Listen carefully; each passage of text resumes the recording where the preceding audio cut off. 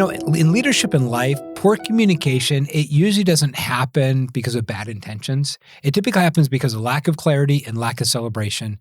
And that's what we want to talk about, Lisa, today on the Drama Free Living podcast. So, hey, I'm glad we're at this series where we're talking about the art of communication, because I really look at it as an art. Mm-hmm. Right? Because a lot of times if I'm communicating, I say something, you say something, and it's kind of this dance.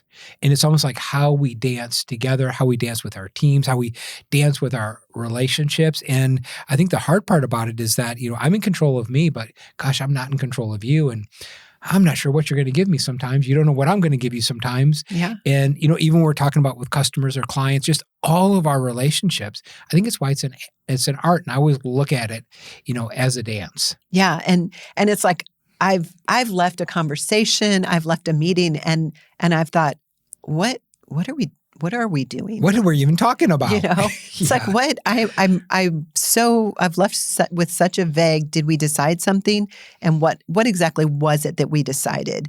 Or it's like, we celebrate a big win and we're like, well, we're not even really sure how we got there. Like, how did we get there? And it's just really, it's an interesting dance in life. It is, Lisa. And so, Lisa, it's why I'm excited we created the communications checklist. It's really a mini guide, 16 The blind spot mini guide, right? Hey, it's a 16-point checklist. So, it's yours, and just download it, and you can really kind of evaluate yourself. Because I always think about, okay, am I clarifying expectations when I'm communicating? Right. Right. Am I addressing poor behavior instead of avoiding it? Yeah. Right? Hey, am I getting to the root of the problem?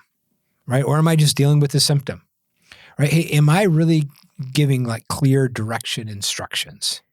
You're right. And I love this blind spot, guide. And it's amazing because communication impacts everything that we do. And it's an easy check-in for us to be like, okay, with connection and empathy, do I listen without minimizing someone's experience? Yeah. Do I create safe spaces for others' emotions? And we go through and we've got these 4 categories. And it's like, okay, in these 4 categories of connection and empathy, collaboration and teamwork, clarity and problem solving, celebration and growth, it's like, okay, where am I strong in each of these? Right? Yeah. And then within each of these, what is one thing in each category maybe that I need to work on, that I need to improve? Yeah. And what's one step that I can take to improve this competency? What's one step I can take to improve clarity and problem solving? Yeah. So when we think about clarity and problem solving, I think about a lot of our problems happen with expectations. Yeah. Right. And it's almost like your expectations are a fantasy unless they're communicated. Yeah. And once they're communicated, then they can become a reality. But if it just lives in your mind, just call it a fantasy. Right. Right. So until it comes out, it's communicated, written, and looked at and discussed and agreed upon, it's not going to happen. Yeah. Right. In some way, some form, down the road, you're going to get angry, irritated, or annoyed. And it really is a communication problem. And I think, Lisa, a lot of teams, they say they have a trust issue, but a lot of times it's a communication issue. And it's a clarity that's teams, issue. That's relationships, that's families. Yeah. And so you have this great phrase that you use in like always trying to communicate the meaning of it. And this is why. Hey, I want us to work on the gift list for birthdays coming up and the parties coming up. Right. And I could leave it at that. And you're like, okay, well, that doesn't give any parameters. And this is why. We've got a really busy work schedule coming up, and we've got team members' birthdays coming up, and we've got family members. And if we don't kind of set this down and calendarize it, we're going to get missed. And then our team and our family members aren't going to feel celebrated. And we're going to regret that we didn't give them the honor that we wanted to. And that's just a hypothetical thing. I don't know if I've ever seen that, with us or anything. So the phrase, it kind of reminds me of a conversation we had last week. So the phrase, and this is why. Yeah. So you say the problem or your whatever the issue, and this is why. And then you kind of give the intent behind it. And it brings so much clarity and so much understanding, and it brings parameters. Well, and I think the key thing, Lisa, is that I think people are good at clarifying the what, but they're not good at clarifying the why. They're not good at clarifying the context. Right, because meaning is a huge motivator. Yeah. And so a lot of times, oh, yeah, clear expectation. Well, did you clarify the why? Did you clarify the context? Because once I know the context, then I can be collaborative with you. Right. And we really believe that context is more important than content, right? It's the why at the end of the day is always more important than the what. Right. Definitely more important than the how. Now, those are important. We're not saying those are not important, but it's like the driving factor is this why. Because, at the end of the day, there's a lot of different whats. It's like, this is the outcome. This is why we want it. But there could be 4 different ways to get there. Yeah. There could be 10 different hows. And, but as long as we're going for this why, this context, right? At least you have this idea that context is kind of like protein. Yes. Right? So studies have shown that we need a minimum of half of our body weight in grams of protein a day for us to be able to maintain our muscle mass and not lose it, right? Mm-hmm. And so a lot of times we give out these ideas, or we give out these concepts, and we don't give the context, and then we start to emaciate the problem. We emaciate the situation because we're losing that. The muscle is our power. And when we don't give that context, it's like not giving protein to our body, which fuels our system. And there's a gazillion different ways that you can get your protein. You can get your protein through beans. You can get your protein through red meat. You can, so many different ways you can get your protein. How you get your protein doesn't matter. The point is that you get your protein. So the point is that you get the context, you get the underlying meaning, because that's what is the power and the energy that fuels you to keep going and to be able to have this connection. Yeah. And we're a big proponent of it's everybody's job to get context. Yes. A lot of times, like if I'm working for somebody and, they just didn't give me context, or we're just not on the same page. Well, you have a responsibility too to get on the same page. It's hard to get it, but it feels so good when you do. Just like our protein. It's so hard to get all of that. Yeah. It's really hard to get that much protein in my system a day. But when I do get it, my body just runs so much smoother. You have so much more energy. Right. Right? It's like, man, things are just really clicking. And that's what we want for you. And so if you're not getting the context and not really getting that, like, please don't play the victim. Like, you have to go after it, and it almost becomes, the goal. So and it's something. It's a learned skill. Culturally we're more like command and demand. Yeah. We're not culturally, and this is why. This is the context. This is the meaning behind it, and also there's different personality types, and some people are really. Just it's part of who they are to give, and this is why. And sometimes they give too much, and others just kind of skip past it. So it's training ourselves, like, okay, this is how we do it. This is how much we do it. Why? It's complex, and it's uncomfortable, and it's difficult. But boy, do I have great relationships as a result. Well, and it's almost like context is the breeding ground that allows collaboration to grow. Yeah. Right. Context is this breeding ground. It's kind of the foundation that allows collaboration to grow. And so as context grows, collaboration becomes easier. And so getting really, really good. And we know this is true, Lisa, because there are a lot of times where, we've been together for 37 years, right? Sometimes there's very little context that you need because you actually know right? I know your history, and I've experienced it with you, so we see it through the same color lens. Right. And so sometimes there's not, I don't have to spend hours like explaining why, you can get it. But along those lines, I can't just assume because when I assume, then that's when things fall or break apart. Yeah. So every relationship looks different. Yeah. Right. But getting really, and we even have team members. Some team members have not been with us as long as other team members. And it's amazing. The team members that have been with us maybe the longest, they tend to get our context a little bit faster, right? Because they've just been around it, right? They've seen past decisions. They have a history with us.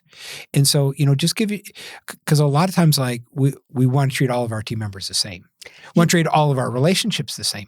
And every relationship has a nuance to it. Right. And this whole thing with context and it building over time, boy, it's such a big thing on the value of building retention and learning how to maintain the people that we have. And so if we can continue to build our communication and our collaboration, and then we can keep our people. And so this is like to help us with retention, help us to keep from losing our people. Yeah, another thing on clarity. Saving us so much money. Saving a lot of money. Another thing that I would think about with this clarity and problem solving is like great leaders, like they're able to address poor behavior instead of running from it. Yeah. Right. And my favorite phrase is whatever you don't address, you endorse. Yeah. Right. And then the twin sister is never complain about what you permit. Right. And a lot of times, like, are we addressing it or are we just avoiding it? And so we got to step in and have some of these hard conversations, but that takes clarity to do. Right. You have to be able to clarify behavior. And I think what we've discovered as we work our values integration process with a lot of organizations is, how do you score behavior? Right. And how do you put and how do you put measurables around behavior? And I think that's one thing that our clients really love, because whatever you can't measure, you can't manage. Yeah. And so a lot of times we can't manage behavior because there's not a good measurement for it. And so really even getting down to even things like core values are actually measurement systems for core values. And that's what we develop in our values integration process. So really kind of getting down to like addressing poor behavior is huge and really getting clarity. Right. And that helps us get to the root of the problem. Yeah. Because if we're not careful, we're just going to deal with these symptoms. Right. And sometimes symptoms are like out in the open. Here's a great thing, Lisa, that we just did with the roundtable that people found super helpful. I'll kind of let the cat out of the bag here on the podcast. Is I had everybody write down like their core problem that they're having right now this quarter. So everybody wrote down their problem, right? And I said, okay, just look at it. We looked at it, and then I asked the question. I said, what if that wasn't the problem? They said, I can't. Retention is our biggest problem. I go, well, what if that wasn't the problem? What if that was the symptom? Right. And if retention was the symptom, what could the real problem be? Right? And all of a sudden it's like, well, if we did this, retention would fix itself. Oh, so the real problem is this here underneath it. Right. But if we don't have that kind of collaboration and those kind of communication conversations, right, we're climbing the wrong ladder. Yeah. Right. So another one is it really provides clear direction. Right? It provides clear guidance and instruction. Yeah. I love it. The clarity and problem solving in communication. It's kind of a foundational, like you cannot communicate. You cannot have communication without clarity. Yeah. And then we really want to cover also with communication, the one thing that we haven't, and it's in the blind spot, mini checklist, mini guide, is this idea of celebration and growth, right? Yeah. Do you recognize and affirm other people's progress? And I think the question is, do you recognize it? Right? Because if I can't see it, I won't recognize it. Yeah. And whatever is not recognized always leaves my life. Right? If I can't see it, I don't recognize it. And if I don't recognize it, it'll eventually leave my life, right? If I don't recognize it, I won't celebrate it. And if I don't celebrate it, it eventually leaves. So it's this idea that you got to see it, recognize it, celebrate it so that you keep it. Right. And so and you mentioned like celebrating wins, big and small. Yeah. I mean, right? So sometimes we're so good about celebrating these great big wins and they're so obvious. We've got team members and they're just making great strides and we're celebrating them and honoring them. And then there's these small strides that they're minuscule in comparison, but without them, we wouldn't be in existence. And sometimes it's easier to just glaze over them because they're not so bright and shiny. Yeah, and you know where my brain goes? My brain goes to this new tool that we developed that's really like getting a lot of traction is the appreciation advantage, right? Where at least, it's easy to appreciate like the positive things or the good things or the things that feel good. Right. But what if we learn to appreciate the negative things that were perceived negative or painful? Yeah. Right? It's, you know what was good about going through that pain is we learned this and this. Hey, we botched that project. You know what's good about botching that project? We learned this and this. And then you actually can get a payoff from the pain. Yeah. You allow your pain to pay you. Because I never want to go through pain and not get a payoff. And a lot of times people, we just live through the pain of like missed expectations or projects not working. And we don't learn how to extract the value from them. Yeah. And so there's an advantage that you get from appreciating every single experience. right? And even learning, like Lisa, what if we celebrated the losses? Ooh, that's a strange concept. It is, right? But it's the same kind of idea. It's like we know to celebrate the wins, but it's like we take a loss and go, and then when I mean celebrate, I'm talking about like, hey, what could we learn from What is that? the good that's What's the coming out good of that's it? coming out of it? Like almost that question, what does this make possible? Yeah. Right. And when I'm going through negative things, I always ask myself, okay, what does this make possible? Right. And go, okay, what was really great about that is it actually exposed something. Lisa, you and I had an interaction where, my little 5-year-old came out, and it came out and it wasn't pleasant. I didn't enjoy it. You didn't enjoy it. But I thought, okay, well, what does this make possible? What's the good that comes out of it? I was like, well, you know what? I did not know that was an issue still. Yeah. I thought we had already solved that. Oh, I need to do some more digging. Yeah. I need to kind of go after that. And in this way, it's like you actually make every single experience valuable. Right. You make every interaction valuable because the value of an experience is what you learn from the experience. But if we don't learn how to extract the value, we'll never get it. Yeah. And that's how we do this celebration and growth, because that's the growth aspect of it. And celebrating wins, both big and small. It's like so often we celebrate, oh, we had this sales goal and all of these sales came in and we're going to celebrate that that we wrapped up this great big client and that's great. But what about the small wins of, what about this client communications that we've been tweaking and connection with clients, and these small wins of we've been touching clients this frequently and just developing these relationships. They're so not exciting, but those are the small wins that made this big win possible.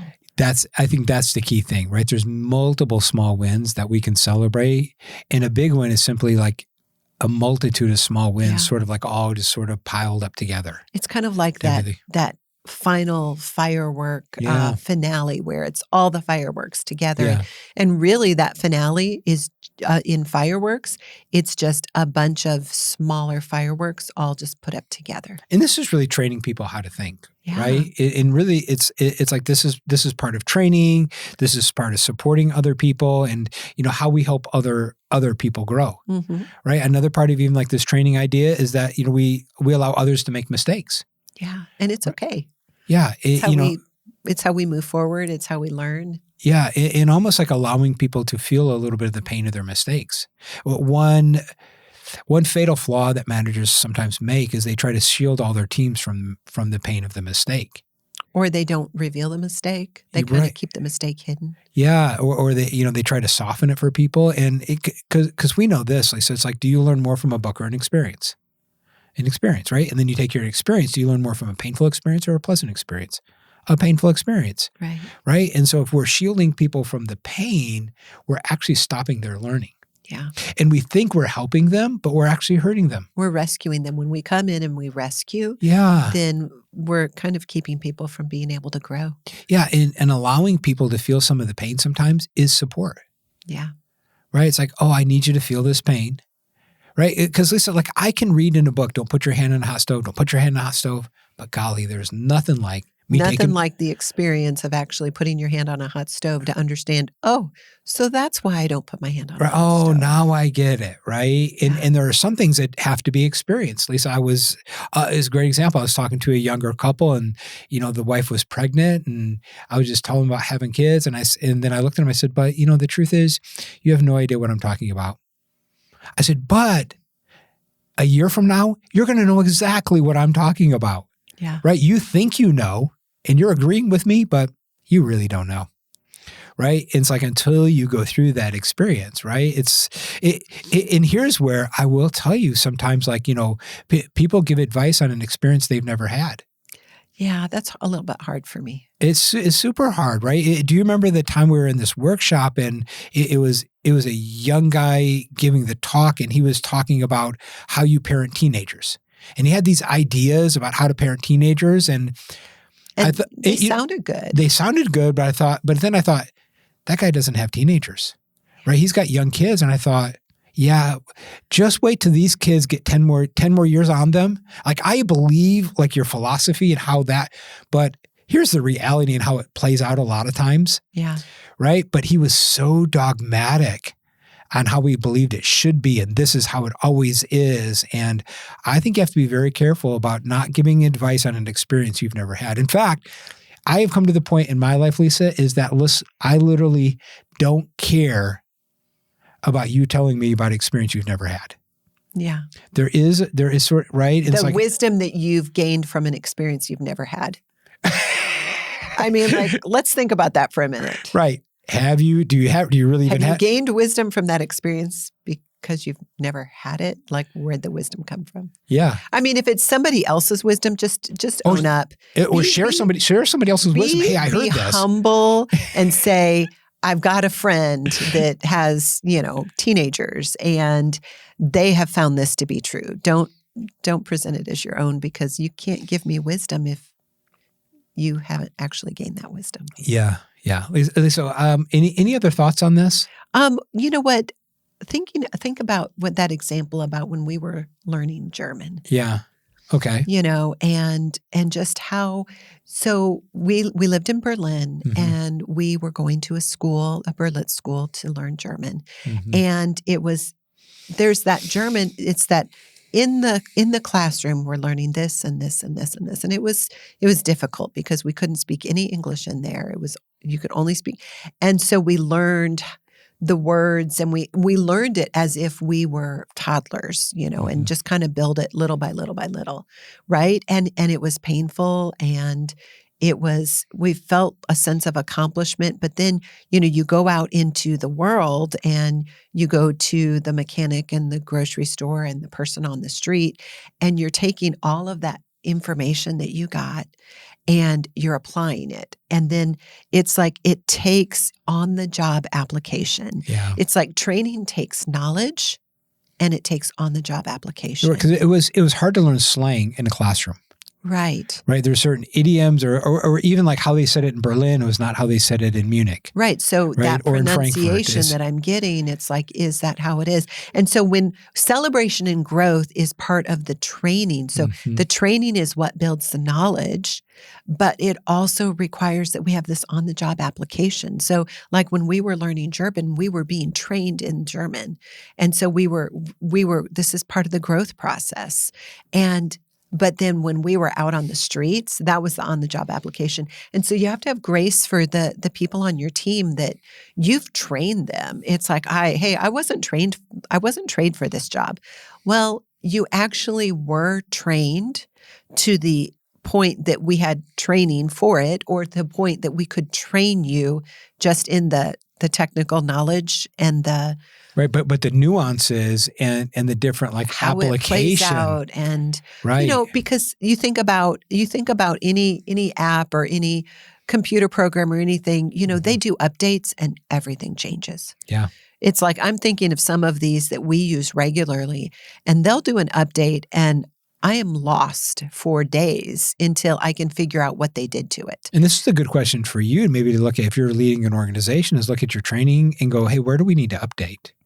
Right? What needs to be updated? Right? Because, hey, there's changes here or changes there, and everything is always changing. Yeah. And so there's always updates. And part of that is realizing that part of the training is the on-the-job application, is realizing have grace for the people on your team when it's not smooth. And maybe it's a little clunky and they're trying to figure it out, because it's part of this growth of this training and on the job application. Yeah.